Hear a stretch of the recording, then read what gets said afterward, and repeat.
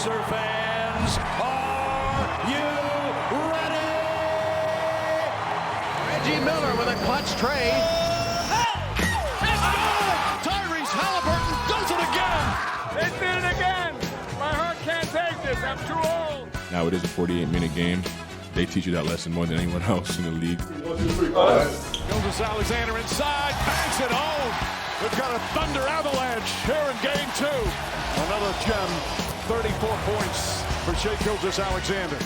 You got the split. We're going on home court, tied 1-1. Still from first to fourth.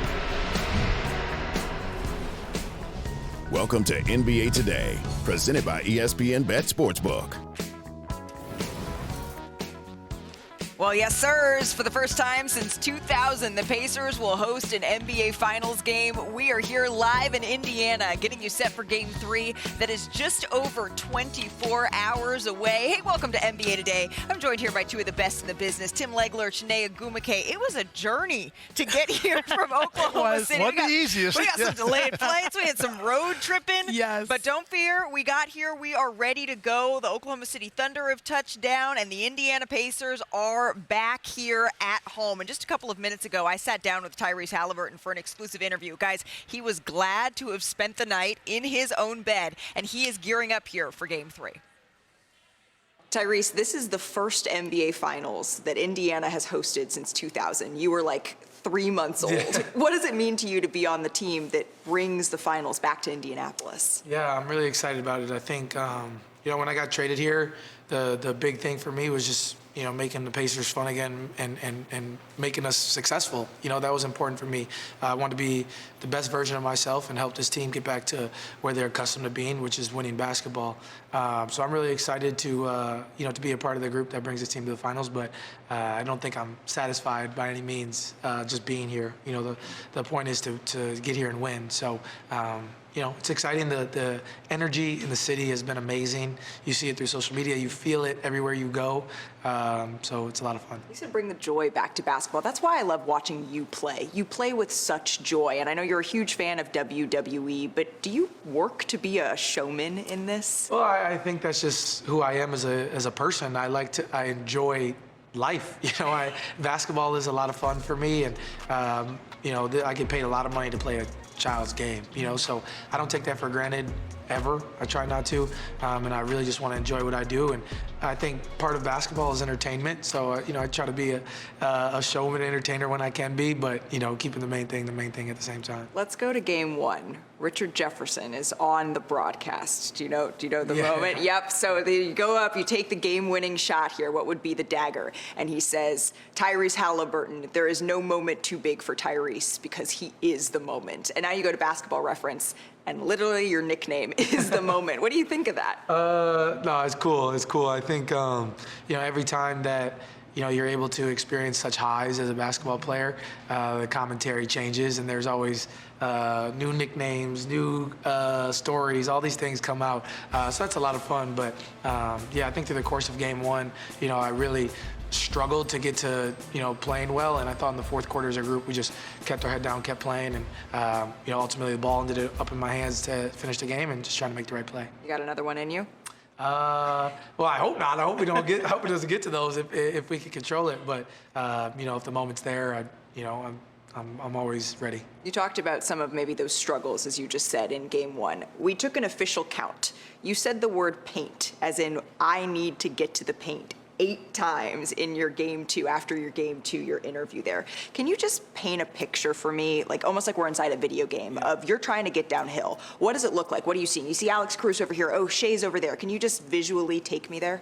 What this defense does so well is they're in to out at such a high level. So every time you're driving, it feels like there's more bodies than there really is, right? Like all those guys are so good at being in to out, being in 2 spots at once. They're all elite defenders. So, when I'm driving, I think even the slightest second of hesitation gives my defender time to get back in front of me and this defender time to get back out to the gap. So it feels like they're in more spots than they really are at times, and they really are, probably the best defense I've ever seen, in my career. But I still think I can do a much better job of, executing the game plan, getting downhill. Do you happen to know over the last 2 years how many games you've had 10 or more drives against this OKC defense?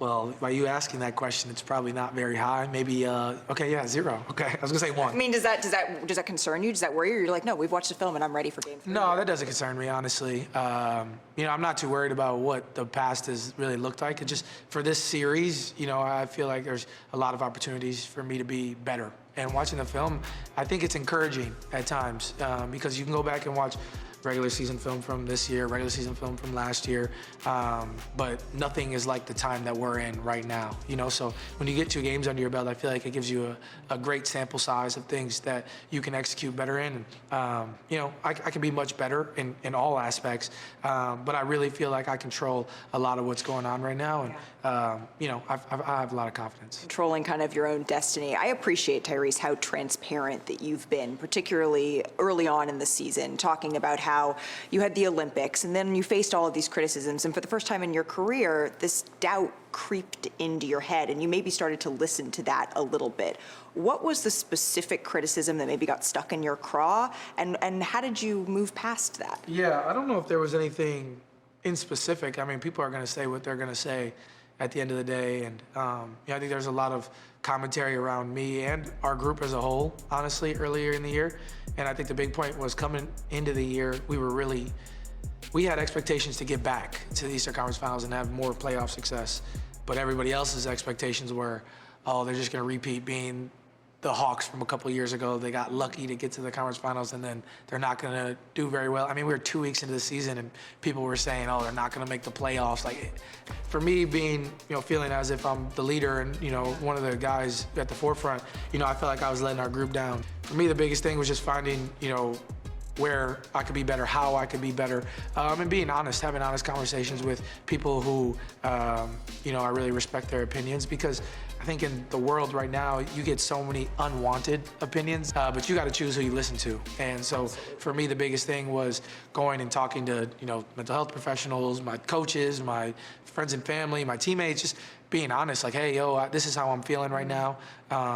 Help me, how can I help this group? Like, what are things that I can control? Because I can't always control making shots. I can't always control, certain things, but I control how hard I play, my attitude, certain things like that I'm really in control of. So just trying to do better at controlling the controllables, and, good things happen. You said that, at the beginning of the year, I would argue still now, you're all the way in the finals, and still there are people saying the East is soft. Well, because the Pacers did it, we can do it. Yeah. And now what?